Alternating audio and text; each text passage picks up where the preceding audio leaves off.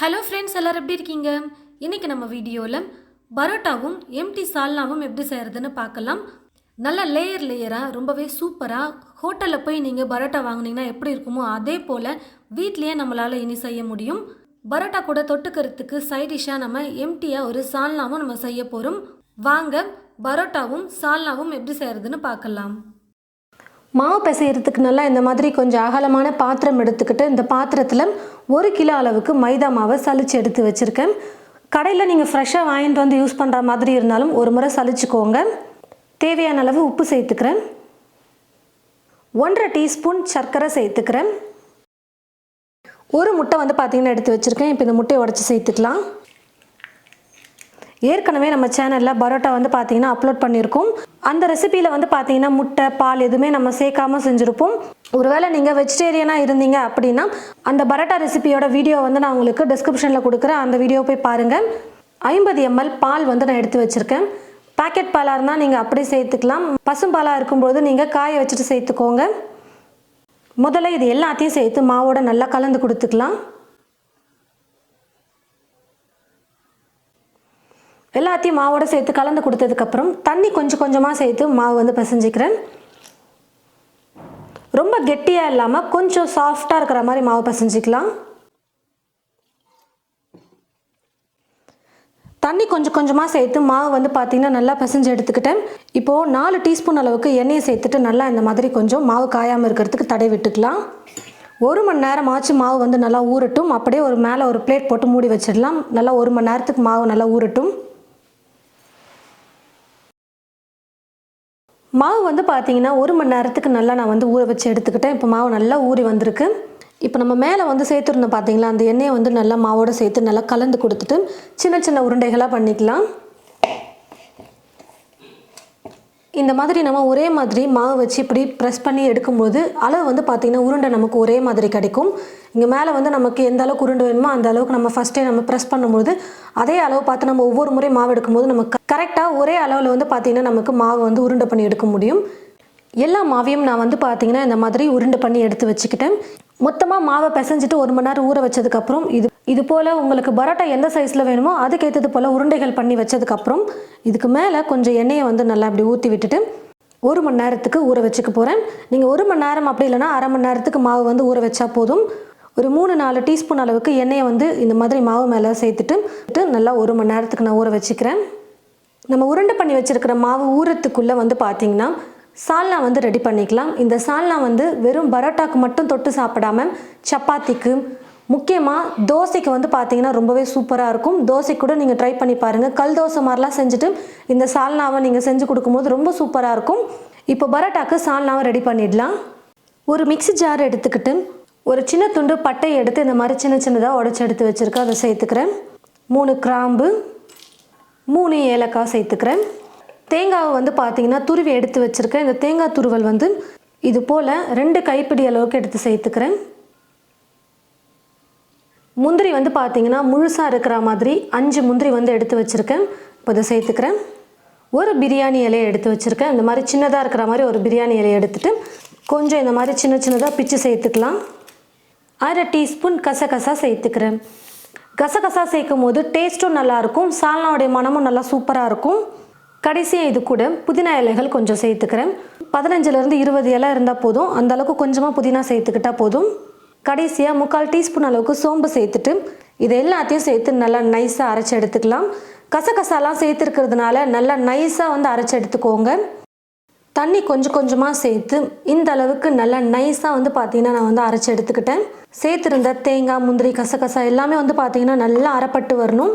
இந்த மாதிரி நல்லா நைஸாக அரைச்சதுக்கப்புறம் நம்ம சால்னா செய்ய ஸ்டார்ட் பண்ணிடலாம். மசால் முதல்ல இந்த மாதிரி அரைச்சி ரெடி பண்ணிட்டோம்னா ரொம்ப ஈஸியாக இருக்கும்.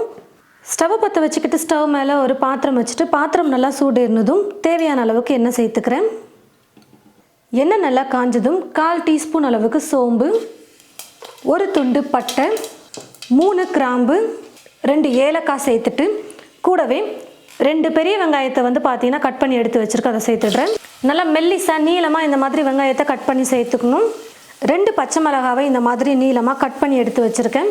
கூடவே கருவேப்பிலையை கொஞ்சம் எடுத்து வச்சுருக்கேன். அதை சேர்த்துக்கிறேன். வெங்காயம் வந்து பார்த்திங்கன்னா நல்லா இந்த மாதிரி கொஞ்சம் லைட்டாக பொன்னிறமாக வர வரைக்கும் வதக்குனதுக்கப்புறம் 1.5 டீஸ்பூன் அளவுக்கு இஞ்சி பூண்டு விழுது சேர்த்துக்கிறேன். 3 மீடியம் சைஸ் தக்காளி பழம் எடுத்து நல்லா மெல்லிசாக நீளமாக கட் பண்ணி வச்சுருக்கேன். நல்லா பெரிய பழமாக இருந்தால் 2 எடுத்துக்கோங்க. கொஞ்சம் சின்னதாக இருக்கிறதுனால 3 தக்காளி பழம் எடுத்திருக்கேன். இதை சேர்த்துடுறேன்.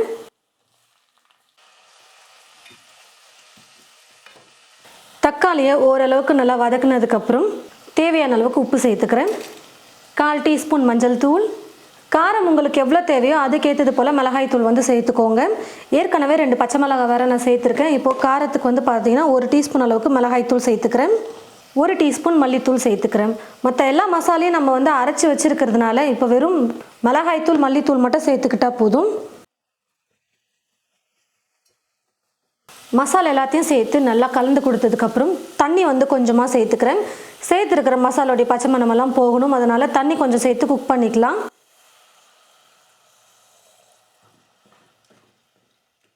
ஒரு 5லேருந்து 6 நிமிஷத்துக்கு குக் பண்ணிக்கலாம். பாருங்கள் ஃப்ரெண்ட்ஸ், ஒரு 5-6 நிமிஷத்துக்கு நல்லா குக் பண்ணி எடுத்துக்கிட்டேன். சேர்த்துருந்த தண்ணியும் பார்த்தீங்கன்னா கொஞ்சம் ட்ரையாக இருக்கும். சேர்த்துருந்த மசாலோடைய பச்சை மணமெல்லாம் வந்து பார்த்திங்கன்னா நல்லா போயிருக்கும். இப்போ வந்து பார்த்திங்கன்னா அரைச்சி வச்சுருக்கிற அந்த தேங்காய் விழுதை வந்து சேர்த்துக்கலாம். சால்னா உங்களுக்கு எந்த அளவுக்கு வேணுமோ அதுக்கேற்றது போல் தண்ணி சேர்த்து குக் பண்ணிக்கோங்க. குறைஞ்சது ஒரு 10லேருந்து 12 நிமிஷத்துக்காவது நம்ம குக் பண்ணணும். அதனால் கொதிக்க கொதிக்க சால்னாவும் கொஞ்சம் கெட்டியான பதத்துக்கு வரும். அதனால் கொஞ்சம் இப்போ தண்ணியை வச்சுக்கிறேன். மேலே ஒரு மூடி போட்டு மூடி வச்சுட்டு குக் பண்ணிக்கலாம். குறைஞ்சது ஒரு 10லேருந்து 12 நிமிஷமாவது நல்லா குக் ஆகணும். அப்போ தான் சால்னா வந்து பார்த்திங்கன்னா ரொம்ப சூப்பராக இருக்கும், குக் ஆகிட்டு வரும். பாருங்கள் ஃப்ரெண்ட்ஸ், ஒரு 10-12 நிமிஷத்துக்கு நல்லா நான் வந்து குக் பண்ணி எடுத்துக்கிட்டேன். சால்னா வந்து பார்த்திங்கன்னா நல்லா கொதிச்சு பச்சை மணமெல்லாம் போயிட்டு நல்லா குக் ஆகிட்டு வந்துருச்சு. கடைசியாக இப்போ இது கூட கொஞ்சம் பொடியாக நறுக்கிய கொத்தமல்லி கொஞ்சம் சேர்த்துக்கிறேன். நல்லா மணமாக சூப்பராக இருக்கும். இது வந்து ஆப்ஷனல் தான், வேணான்னா நீங்கள் ஸ்கிப் பண்ணிக்கலாம்.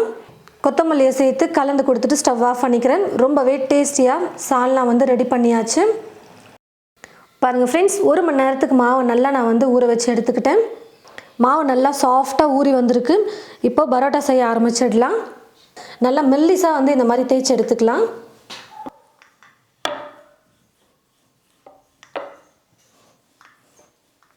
கீழே ஒட்டாமல் இருக்கிறதுக்கு மட்டும் எண்ணெயை மட்டும் நீங்கள் தடவிட்டிங்கன்னா போதும். நல்லா பேப்பர் மாதிரி நல்லா மெல்லிசாக வந்து தேய்ச்சி எடுத்துக்கணும். நல்லா பேப்பர் மாதிரி நல்லா இது போல் தேய்ச்சி எடுத்ததுக்கப்புறமா கத்தியை வச்சு நல்லா மெல்லிஸாக இது போல் கட் பண்ணி எடுத்துக்கலாம்.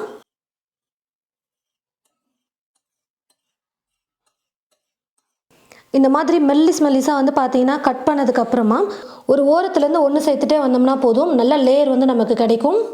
கீழே வந்து எண்ணெயை நல்லா ஸ்ப்ரெட் பண்ணி விட்டுட்டு அதுக்கப்புறம் தேய்க்கும் போது நல்லா ஈஸியாக இருக்கும் எடுக்கிறதுக்கு. இந்த மாதிரி எல்லாத்தையும் ஒன்று சேர்த்ததுக்கப்புறமா அப்படியே ஒரு பக்கம் இருந்து நம்ம சுற்றி எடுத்துக்கலாம். இது போல் சுற்றி மேலே வந்து இதை வச்சுருங்க. இதே மாதிரி ரெடி பண்ணி ஒரு பக்கமாக வச்சுக்கிட்டோம்னா பரோட்டா தட்டி போட்டு சுடுறதுக்கு கரெக்டாக இருக்கும். நம்ம தேய்க்கிறதுக்கு கீழே வந்து பார்த்தீங்கன்னா நீங்கள் ஒரு பிளேட் திருப்பி போட்டு கூட தேய்ச்சிக்கலாம். அப்படி இல்லைனா சப்பாத்தி தேய்க்கிற கட்டையில் கூட நீங்கள் தேய்ச்சிக்கலாம். மாவு தேய்க்கிறதுக்கு முன்னாடி நல்லா இந்த மாதிரி எண்ணெயை ஸ்ப்ரெட் பண்ணி விட்டுட்டு தேய்க்கும் போது எடுக்க ரொம்ப ஈஸியாக இருக்கும். நல்லா பேப்பர் மாதிரி தேய்ச்சிட்டு நல்லா மெல்லிஸாக நம்ம வந்து கட் பண்ணிவிட்டு செய்யும் போது ரொம்ப லேயர்ஸ் வந்து நிறையா வரும்.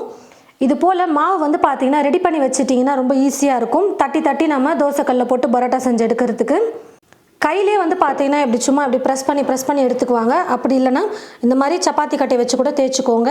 உங்களுக்கு பரோட்டா எந்த அளவுக்கு மொத்தமாக வேணுமோ அதுக்கேற்றது போல் நீங்கள் தேய்ச்சி எடுத்துக்கோங்க.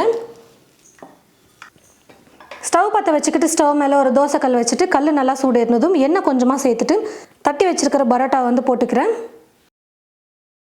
ஒரு பக்கம் வெந்ததும் இன்னொரு பக்கம் திருப்பி போட்டுக்கலாம். பரோட்டா 2 பக்கமும் நல்லா வெந்து இந்த மாதிரி கலரும் மாறி வந்துருச்சு. நான் எடுத்துக்கிறேன். இதே போல் எல்லா மாவையும் நம்ம பரோட்டா செஞ்சு எடுத்துக்கலாம். பரோட்டா வந்து பார்த்திங்கன்னா நல்லா சூப்பராக ரெடி பண்ணியாச்சு. லேயர் வந்து பார்த்திங்கன்னா அவ்வளோ நல்லா சூப்பராக வந்திருக்கு. இப்போ இந்த மாதிரி ஒரு 4-5 பரோட்டா செஞ்சதுமே இப்படி நல்லா அடிச்சுக்கோங்க. அப்போ தான் வந்து பார்த்திங்கன்னா நல்லா சூப்பராக இருக்கும். நல்லா சுட அடிக்கும் போது நல்லா சூப்பராக இருக்கும். சுட செஞ்சுட்டு இந்த மாதிரி நல்லா அடிச்சுட்டு ஒரு பிளேட்டில் சர்வ் பண்ணிட்டிங்கன்னா போதும். பாருங்கள், பரோட்டா நல்லா லேயராக எவ்வளோ சூப்பராக வந்திருக்கு. எத்தனை லேயர் பாருங்கள், எந்த அளவுக்கு லேயர்ஸ் வந்திருக்கு பாருங்கள். நல்லா வெந்தும் வந்துருச்சு. நல்லா சுட இது போல் லேயர் லேயராக பரோட்டா வந்து செஞ்சு நீங்கள் தட்டில் சர்வ் பண்ணிவிட்டு நம்ம செஞ்சுருக்கிற சால்னா வச்சு கொடுக்கும்போது அவ்வளோ சூப்பராக இருக்கும். நைட்டு டின்னருக்கோ இல்லை மதியம் லஞ்சில் வந்து இந்த மாதிரி நீங்கள் பரோட்டா செஞ்சு கொடுத்தாலும் ஓகே, வீட்டில் இருக்கிறவங்களுக்கும் அவ்வளோ ரொம்ப பிடிக்கும். இனி கடையில் போய் பரோட்டா வாங்கி தர சொல்லி கேட்கவே மாட்டாங்க.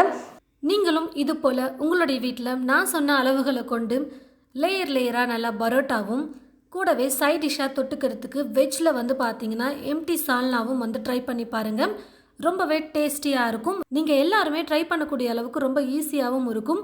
நீங்கள் உங்களுடைய வீட்டில் இது போல் பரோட்டா சால்னா செஞ்சு பார்த்துட்டு எப்படி இருக்குன்னு சொல்லிட்டு மறக்காமல் கமெண்ட் பாக்ஸில் வந்து கமெண்ட் பண்ணுங்கள்.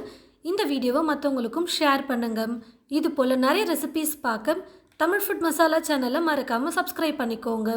கூடவே பக்கத்தில் இருக்கிற பெல் ஐக்கானை கிளிக் பண்ண மறந்துடாதீங்க. தேங்க்யூ.